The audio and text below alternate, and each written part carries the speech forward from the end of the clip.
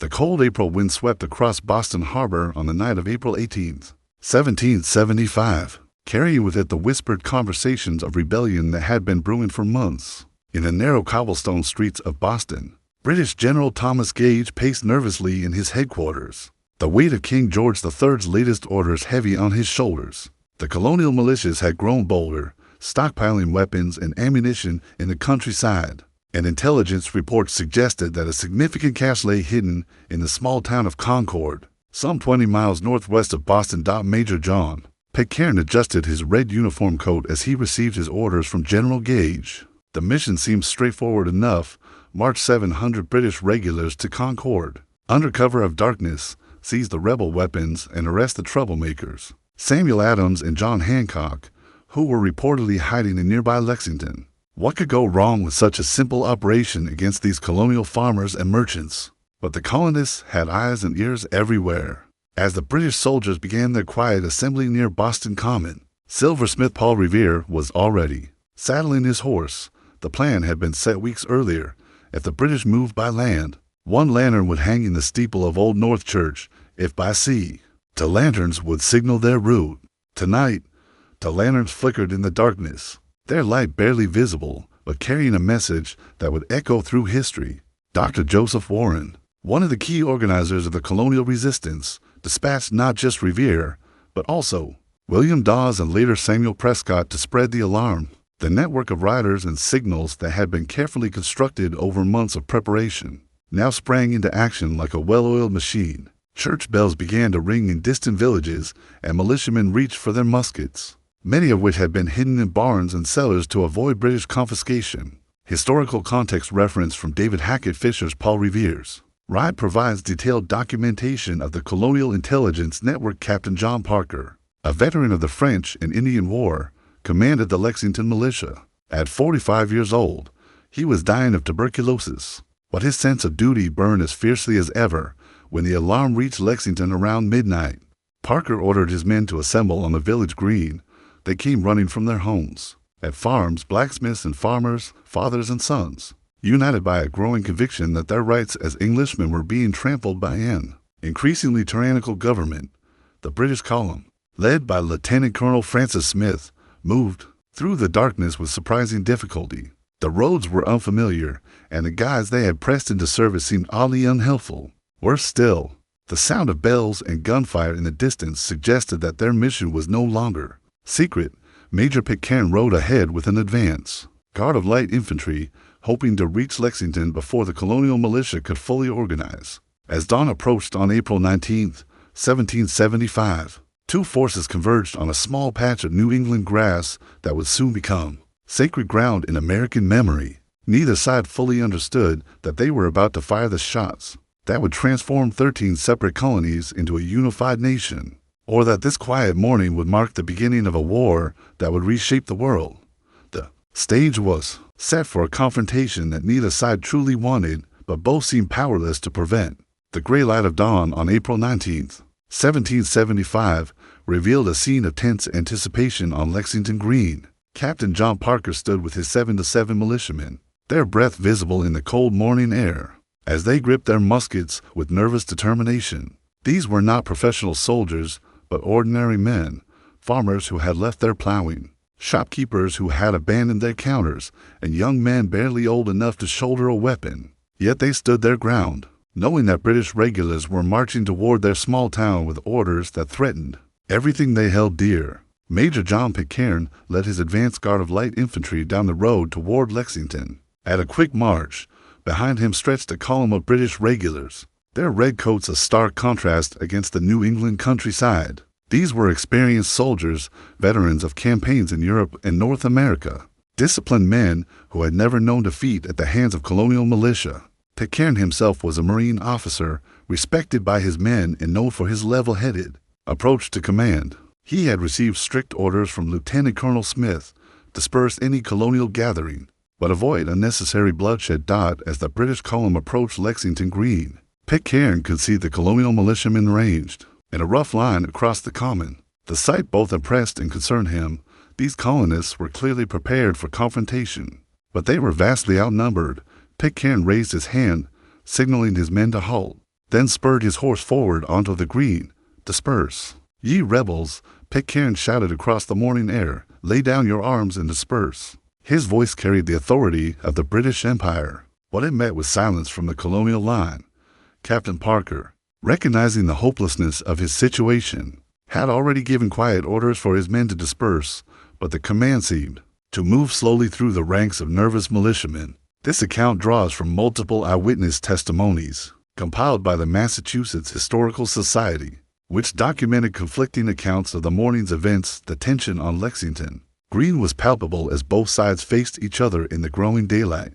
Some of Parker's men began to drift away from the line, following their captain's whispered orders, but others remained rooted in place, unwilling to retreat before the British advance.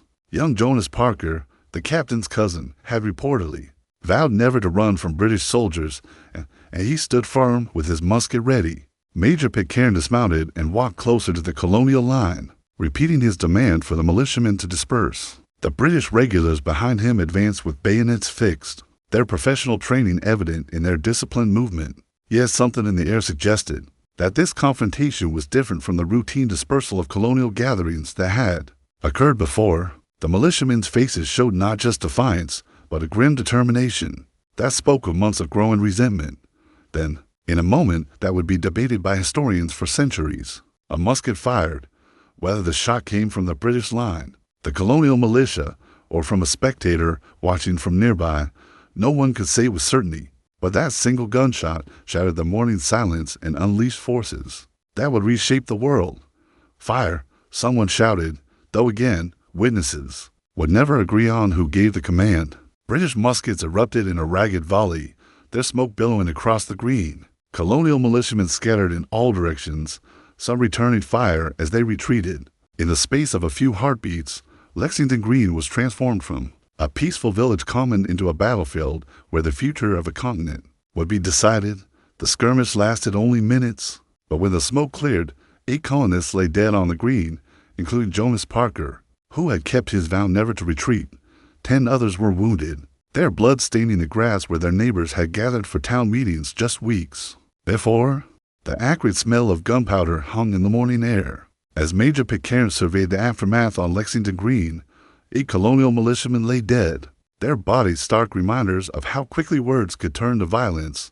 The British regulars quickly reformed their ranks, their discipline intact despite the shocking rapidity of the encounter. Lieutenant Colonel Francis Smith, commanding the overall expedition, received Pitcairn's report with growing unease. This was not how the mission was supposed to unfold.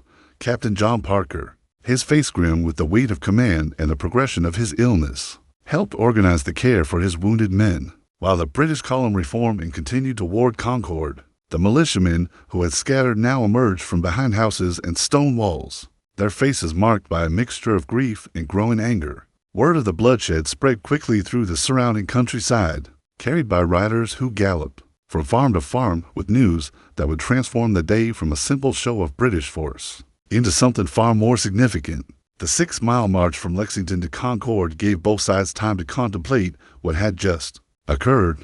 For the British soldiers, the easy confidence of the morning had given way to a growing awareness that they were moving through increasingly hostile territory. Church bells continued to ring in distant villages, and smoke signals could be seen rising from hilltops, clear evidence that the colonial communication network was functioning with alarming efficiency. Military historian Alan French's comprehensive study The Day of Concord and Lexington provides detailed analysis of troop movements and tactical decisions throughout the day in Concord. Colonel James Barrett commanded the local militia. With the wisdom of his 65 years and extensive military experience, unlike the spontaneous gathering at Lexington, Barrett had time to organize a more systematic response to the British advance. He ordered most of the military supplies moved to safer locations and positioned his men strategically around the town. The old soldier understood that a direct confrontation with British regulars in open ground would be disastrous, but he also recognized that the terrain around Concord offered opportunities for a different kind of warfare. When the British column finally entered Concord around 8 o'clock in the morning, they found a town that appeared almost deserted. Lieutenant Colonel Smith divided his forces, sending companies to search for the hidden weapons and supplies while maintaining a strong presence in the town center. The British soldiers methodically went about their work, finding and destroying what military stores remained, some cannon, wooden gun carriages, and barrels of flour that they assumed contained gunpowder. Captain Walter Lowry led 3 companies of British light infantry to secure the North Bridge over the Concord River, a strategic crossing that controlled access to the area, where many supplies were thought to be hidden. From his position at the bridge, Lowry could see colonial militiamen gathering on the hills beyond the river, not just men from Concord, but companies arriving from neighboring towns as word of the morning's events spread throughout the region. The sight that greeted the British officers was increasingly ominous. What had begun as a simple mission to confiscate weapons was becoming something much larger. Colonial militiamen were converging on Concord from all directions, from Acton and Lincoln, from Bedford and Carlisle, even from towns as far away as Billerica and Westford. These were not the scattered farmers they had expected to face, but an organized force that seemed to grow larger with each passing hour. Major John Buttrick of Concord watched the British movements from Punkatasset Hill, his experience taking in the tactical situation. At 54, Buttrick had served in previous conflicts and understood both the strengths and weaknesses of regular troops when operating in unfamiliar territory. As he observed the British searching the town below, he began to formulate a plan that would take advantage of the terrain and the growing numbers of colonial militiamen arriving to join the fight. The morning sun climbed higher in the April sky, and with it rose the tension between 2 forces that were about to engage in a battle that would echo through the centuries. The North Bridge over the Concord River became the focal point of growing tension as the morning of April 19th progressed. Captain Walter Lowry positioned his 3 companies of British light infantry to control this vital crossing, but his situation grew more precarious with each passing hour. From his vantage point at the bridge, Lowry could see colonial militiamen gathering in increasing numbers on the hills across the river, men from multiple towns who had answered the call to arms with a speed and organization that surprised the British officers. Major John Buttrick commanded the growing force of colonial militia, which now numbered nearly 400 men from various Massachusetts towns. Unlike the hasty gathering at Lexington Green, Buttrick had time to organize his forces and develop a tactical plan. He positioned his men in companies according to their towns of origin. Concord men in the center, flanked by companies from Acton, Lincoln, Bedford, and other communities that had sent their militiamen to join the confrontation. The sight from Punkatasset Hill was remarkable, smoke rising from Concord Center, where British soldiers were burning military supplies, and the red-coated regulars spread throughout the town in small detachments. To Buttrick and his fellow officers, it appeared that their town was being systematically destroyed by an occupying army. When someone shouted that the British were burning houses, a false alarm. As it turned out, the colonial resolve hardened into determination for immediate action. "Will you let them burn the town down?" someone called out, and the question rippled through the colonial ranks like a spark through dry tinder. Major Buttrick consulted quickly with Captain Isaac Davis of Acton and other company commanders. The decision was made. They would advance to the North Bridge and confront the British force holding it. Eyewitness accounts preserved in the Concord town records provide detailed descriptions of the colonial decision-making process and troop movements. Captain Davis volunteered to lead the advance with his Acton company, knowing full well the dangers involved in attacking disciplined British regulars. At 30, Davis was a gunsmith by trade, a man who understood weapons and warfare, and he accepted the responsibility of leading the assault with the calm determination of someone who had counted the cost and found it acceptable. The colonial militia began their advance down the hill toward the North Bridge in a formation that would have impressed regular army officers. These were not the disorganized farmers that British propaganda often described, but men who had trained regularly as part of their local militia companies, and who understood both individual marksmanship and unit tactics. They advanced in column of 2s, their muskets loaded and ready, their faces set with grim purpose. Captain Lowry watched the approaching colonial force with growing alarm. His 3 companies totaled fewer than 100 men, and they were now facing nearly 4 times their number of determined militiamen. He quickly sent a messenger back to Lieutenant Colonel Smith in Concord Center, requesting reinforcements. But Lowry knew that help might not arrive in time to prevent a disastrous confrontation. The British light infantry began to fall back across the North Bridge, taking up positions on the Concord side of the river. Some soldiers began pulling up planks from the bridge floor, not to destroy it completely, but to slow any colonial advance. This action, observed by the approaching militiamen, seemed to confirm their fears that the British intended to trap them on the wrong side of the river. As the colonial column approached the bridge, tension reached a breaking point. The British soldiers, outnumbered and increasingly nervous, watched the determined advance of men they had been taught to regard as inferior opponents. The militiamen, seeing British soldiers dismantling the bridge they needed to cross to defend their town, quickened their pace with growing anger. Major Buttrick gave the order that would change everything. "March on, we'll cross the bridge." The colonial militia surged forward, and Captain Davis led his Acton men onto the narrow wooden span of the North Bridge, their muskets ready and their resolve unwavering. In that moment, the American Revolution moved from the realm of political theory into the harsh reality of armed conflict. The North Bridge spanning the Concord River measured only a few yards in length, but as Captain Isaac Davis led his Acton militiamen across its wooden planks on the morning of April 19th, 1775, those few yards represented the distance between colonial protest and armed revolution. Behind Davis marched Major John Buttrick's Concord men, followed by companies from Lincoln, Bedford, and other Massachusetts towns, their footsteps echoing on the bridge timbers like drumbeats announcing the birth of a new nation. Captain Walter Lowry ordered his British light infantry to form a firing line on the far side of the bridge, but his tactical situation had become untenable. With fewer than 100 men facing nearly 400 determined colonists, and with no immediate prospect of reinforcement, Lowry found himself in a kind of impossible position that haunts military commanders. His soldiers, veterans of European campaigns, had never faced an enemy that advanced with such calm determination. In the face of superior British firepower, the first shots came from the British line, nervous soldiers firing without orders, their musket balls splashing harmlessly into the Concord River. But the sound of British weapons discharging was the signal both sides had been dreading and expecting.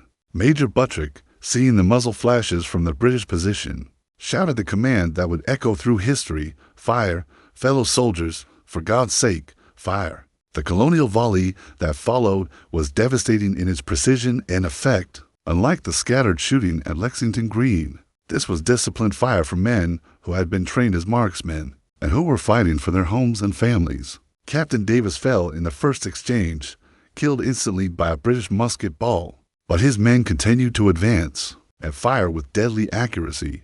The Reverend William Emerson's contemporary account, written from his parsonage overlooking the bridge, provides crucial eyewitness testimony to these pivotal moments. Private Abner Hosmer of Acton also fell in the opening exchange, but the colonial advance continued without pause. The British light infantry, trained for European-style warfare where disciplined volleys were exchanged at close range, found themselves facing an enemy that combined the accuracy of individual marksmanship with the coordination of military training. Several British soldiers fell wounded, and the shock of taking casualties from colonial militia had a psychological impact far beyond the tactical situation. Captain Lowry, recognizing that his position was hopeless, ordered his men to fall back toward Concord Center. The retreat quickly became disorganized as individual soldiers broke ranks and ran for the safety of the main British force. The sight of British regulars in full retreat had an electrifying effect on the colonial militiamen who had been raised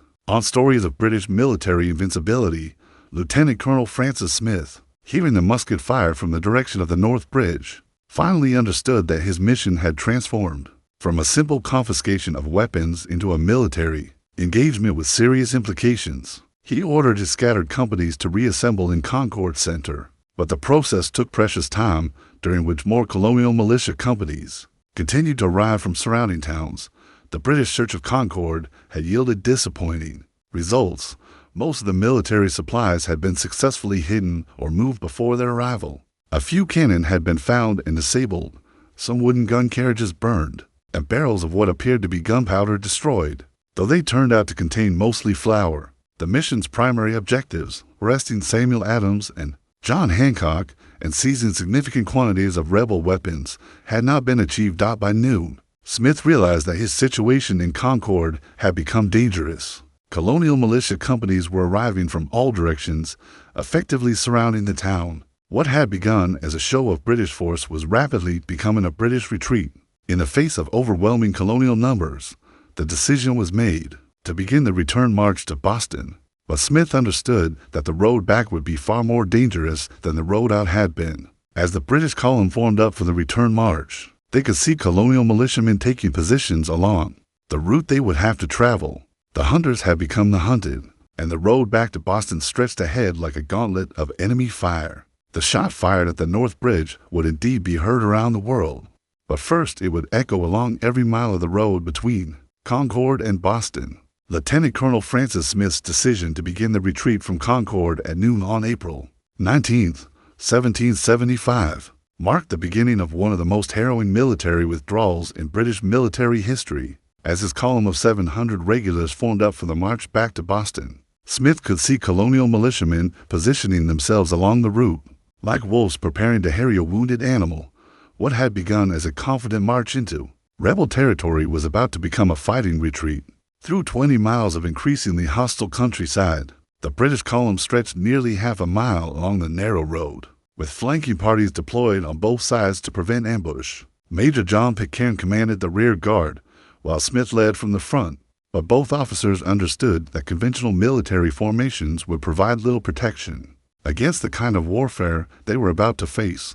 The New England countryside, with its stone walls, thick forests, and rolling hills, offered countless opportunities for concealment and ambush to defenders who knew every rock and tree. Captain Samuel Barrett of Concord, son of Colonel James Barrett, had spent the morning organizing militiamen from multiple towns into an effective harassing force. Unlike European warfare, where battles were fought between formed armies on open ground, this would be a new kind of conflict, one where individual marksmanship and intimate knowledge of terrain would prove more valuable than drill and discipline. Barrett positioned his men behind stone walls and in wooded areas along the route, creating a gauntlet of fire that would test British resolve and training. The first serious engagement occurred at Miriam's Corner, where the road crossed a small bridge and stone walls provided excellent cover for colonial marksmen. As the British column approached, hidden militiamen opened fire with devastating effect. Unlike the wild shooting that had characterized earlier encounters,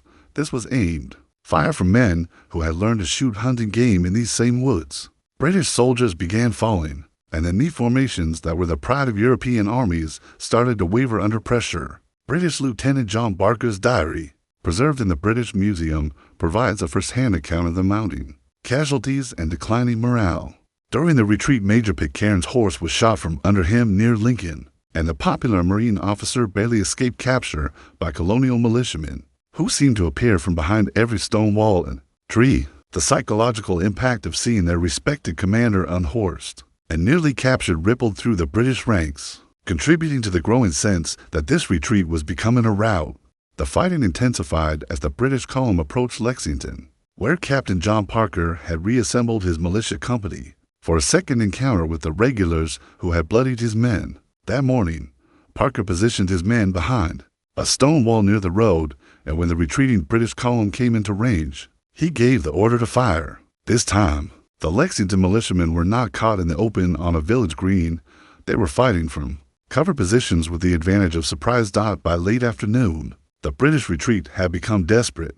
Ammunition was running low, casualties were mounting, and the disciplined withdrawal was degenerating into a running fight where individual soldiers broke ranks to seek cover behind trees and stone walls. The colonial militia, meanwhile, seemed to grow stronger with each mile, as fresh companies arrived from towns throughout eastern Massachusetts to join the pursuit.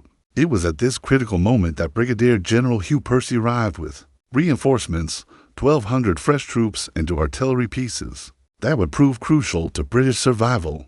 Percy had marched from Boston upon hearing the distant sound of gunfire, and his arrival at Lexington probably saved Smith's expedition from complete annihilation. The 6-pound cannon that Percy brought were particularly effective in clearing colonial militiamen from stone walls and wooded positions. The combined British force, now nearly 2,000 strong, continued the retreat toward Boston. But the fighting continued with undiminished intensity. Colonial militiamen adapted their tactics to account for the British artillery, staying farther from the road and concentrating their fire on the flanks and rear of the column. The running battle stretched from Lexington through Menotomy now, Arlington, and into Cambridge, with both sides learning lessons about warfare that would prove valuable in the longer conflict to come. As evening approached, The British column finally reached the safety of Charlestown, under the protective guns of the Royal Navy, but the cost of the day's operation had been severe. The exhausted British column stumbled into Charlestown as the sun set on April 19, 1775. Their red uniforms torn and stained with the dust and blood of a day that had changed everything. Lieutenant Colonel Francis Smith, wounded in the leg and barely able to remain on his horse, surveyed the remnants of his command with the hollow eyes of an officer who had led his men into what was supposed to be a routine operation and had, instead, fought for their lives across 20 miles of hostile territory. The casualties told the story of the day's transformation from political demonstration to armed rebellion. The British had suffered 273 casualties, 73 killed, 174 wounded, and 26 missing, many of whom had been captured by colonial militiamen.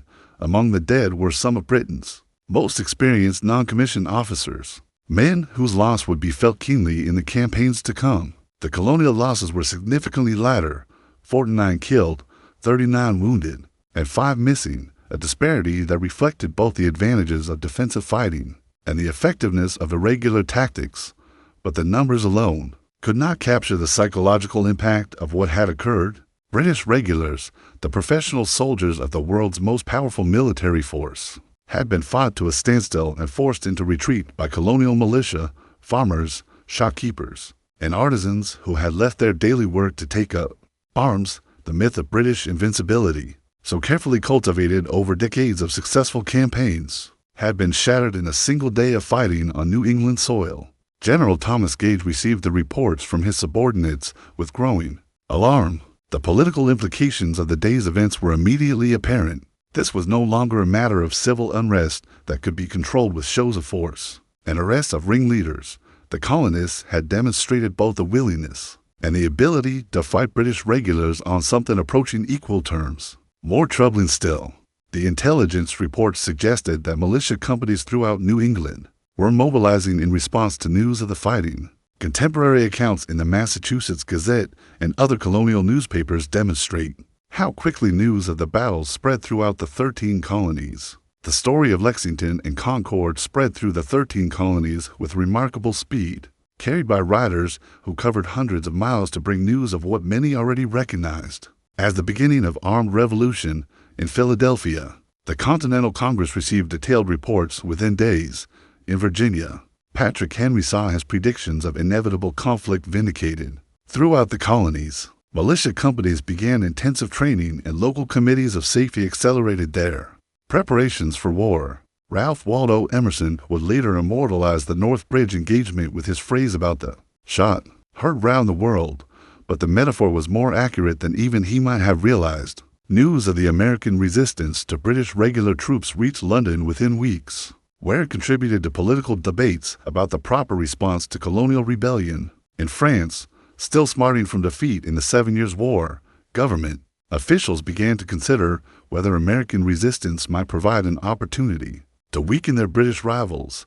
The immediate military consequences were equally significant. Within days of the fighting, thousands of New England militiamen began converging on Boston, establishing siege lines that would bottle up the British garrison for nearly a year. What had begun as a single day's fighting had escalated into a full-scale military confrontation that would eventually draw in European powers and reshape the balance of world politics for the participants themselves. April 19th. 1775 represented a crossing of the Rubicon from which there could be no return. Captain John Parker, dying of tuberculosis, but strengthened by the knowledge that his men had stood their ground twice against British regulars, would not live to see American independence declared. Captain Isaac Davis of Acton, killed leading the assault on the North Bridge, became one of the first martyrs of the American cause. Major John Pitcairn would die 2 months later at Bunker Hill. Still serving the crown, he had defended with honor and courage. The British Empire had faced rebellions before, but none quite like this one. The colonists who had fought at Lexington and Concord were not foreign enemies seeking to throw off imperial rule.